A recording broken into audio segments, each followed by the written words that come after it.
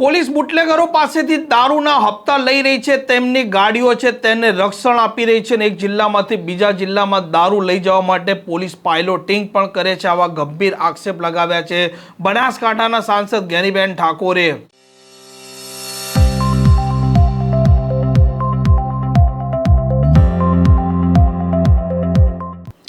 નમસ્કાર, આપ જોઈ રહ્યા છો હોટલાઇન ન્યૂઝ અને હું છું આપની સાથે તોફિક ગાંચી। દારૂના મામલે બનાસકાંઠાના સાંસદ જ્ઞાનીબેન ઠાકોરે ગંભીર આક્ષેપો પોલીસ પર લગાવ્યા છે અને તેમણે ત્યાં સુધી કહ્યું છે કે બનાસકાંઠા છે તે રાજસ્થાનને અડતો જિલ્લો છે અને રાજસ્થાનમાંથી બનાસકાંઠામાં દારૂ આવે છે ત્યાર પછી અહીંની પોલીસ હપ્તા પણ લે છે, બુટલેગરો છે તેમની ગાડીઓને પાયલોટિંગ પણ આપે છે, એક જિલ્લામાંથી બીજા જિલ્લામાં દારૂ લઈ જવા માટે મદદ પણ કરે છે અને પોલીસ હપ્તા અહીંયા લે છે। ત્યાં પૂરતું સીમિત નથી પરંતુ ગાંધીનગર અને દિલ્હી સુધી હપ્તા જાય છે તેવા તેમણે ગંભીર આક્ષેપ કરતા ખળભળાટ મચી જવા પામ્યો છે અને જે પ્રકારે મામલો સામે આવ્યો છે તેણે બનાસકાંઠાની પોલીસની કામગીરી સામે પણ સવાલો ઊભા કર્યા છે। જે અહીંના લોકોની જે રજૂઆત મળી એ પ્રમાણે અહીંયા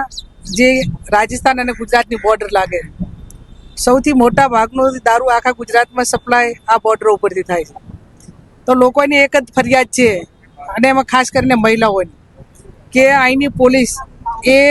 મોડલામાં કોઈ મોડલો એવો નથી કે આ દેશી ઇંગ્લિશ દારૂ ન મળતું હોય, કેફી પદાર્થો ગોળી હોય, ડ્રગ્સ હોય, દારૂ હોય, દેશી હોય, વિદેશી હોય, બધા પ્રકારના। એવા સમયમાં વારંવાર કોંગ્રેસ પાર્ટીના આગેવાનોએ વાત કરી, અહીંના પોલીસ તંત્રને વાત કરી કે તમે આ બધી બદીઓ બંધ કરાવો, પણ જે બુટલેગરો અને અહીંની પોલીસ, મોટા ભાગની પોલીસ છે 5-10% લોકો પોલીસમાં સારા, પણ 90-95% એ કોઈ ગુનો ઘટના બને તો એમને ટાઈમ નથી હોતો, પણ દારૂની ગાડીઓને પ્રોટેક્શન આપવા માટેનું, એમના વોટ્સએપ ગ્રુપ ચલાવવા માટેનું, એમને આ જિલ્લો બીજા જિલ્લા સુધી એમને પાયલોટિંગ કરીને પહોંચાડવાનું, આ બધું પોલીસ જ્યારે સંભાળતી હોય ત્યારે આ સમયની અંદર ટૂંક સમયમાં કોંગ્રેસ પાર્ટી સમગ્ર ગુજરાતમાં ગામડે ગામડે સર્વે કરાવશે। દેશી દારૂનો અડ્ડો હોય તો બુટલેગરનું નામ લખશે, ઇંગ્લિશ વેચતો હોય તો એનું નામ લખશે, એનું રહેઠાણ હાથેના પુરાવા આપશે, ક્યાં વેચાય છે એ એડ્રેસ આપશે। આ તમામ યાદી એ પ્રદેશ સમિતિ એક રાજ્યના ગૃહમંત્રીને મુખ્યમંત્રીને આપશે અને એમને વિનંતી કરશે ગુજરાતના યુવાનોના એક આ પ્રશ્ન જે કંઈક મહિલાઓનો છે અને યુવાનો જે બરબાદ થાય છે એમાંથી કંઈક ગુજરાત અને ખાસ કરીને બનાસકાંઠાના યુવાનો, યુવા ધન બચે એ પ્રયત્નો જ્યારે કરી રહ્યા છીએ ત્યારે, અને છતાં પણ રાજ્યની સરકાર નહીં સાંભળે તો આવનાર સમયની અંદર બોર્ડરો ઉપર ક્યાં ઘેરાવો કરવો પડે, ગાડીઓ કેટલા વાગે નીકળે છે એમને ખબર છે, ક્યાં જાય છે એમને ખબર છે અને કોણ એનું પાયલોટિંગ કરે છે એ ખબર છે, કયા જિલ્લાની અંદર બુટલેગરોની અંદર પણ કયા જિલ્લાનો ઠેકો કયા બુટલેગર કરશે, ઉત્તર ગુજરાત કોના કરશે, મધ્ય ગુજરાત કોના કરશે, આવા બધા જે એક સરકારમાં જેમ વિભાગોની વહેંચણી થાય એમ બુટલેગરોએ જિલ્લાની અંદર પણ વહેંચણી કરેલી છે કે ભાઈ આ હદની અંદર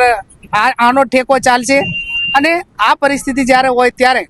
કોંગ્રેસ પાર્ટી એક વિપક્ષ તરીકે એની ભૂમિકા અદા કરશે અને રેડ પાડવાની છે ત્યાં રેડ પાડશે, લોકોના સાથ સહકારથી ઝુંબેશ ચલાવશે અને આ જે મહિલાઓ વિધવા બને છે, ગરીબોના દીકરા દીકરીઓ બરબાદ થાય છે એને રોકવા માટેનું કોંગ્રેસ પાર્ટી પૂરા પ્રયત્નો કરશે। આમ સાંસદ જ્ઞાનીબેન ઠાકોરના દારૂ, ડ્રગ્સ અને અન્ય દૂષણોના મામલે પોલીસ પરના આક્ષેપ છે તે ગંભીર છે અને તેમણે કહ્યું છે કે ખાતર લેવા માટે ખેડૂતોએ લાઇનમાં ઊભું રહેવું પડે છે પરંતુ બુટલેગરો પાસે દારૂ જોઈએ એટલી માટલામાં અહીંયા ઉપલબ્ધ છે। આ પ્રકારના સમાચાર માટે હોટલાઇન ન્યૂઝના ચેનલને લાઇક, શેર અને સબસ્ક્રાઇબ કરવાનું ભૂલતા નહીં। નમસ્કાર। આવા પ્રકારના વિડીયો તમને જોવા ગમતા હોય તો હોટલાઇન ન્યૂઝ ચેનલને લાઇક, શેર અને સબસ્ક્રાઇબ કરો।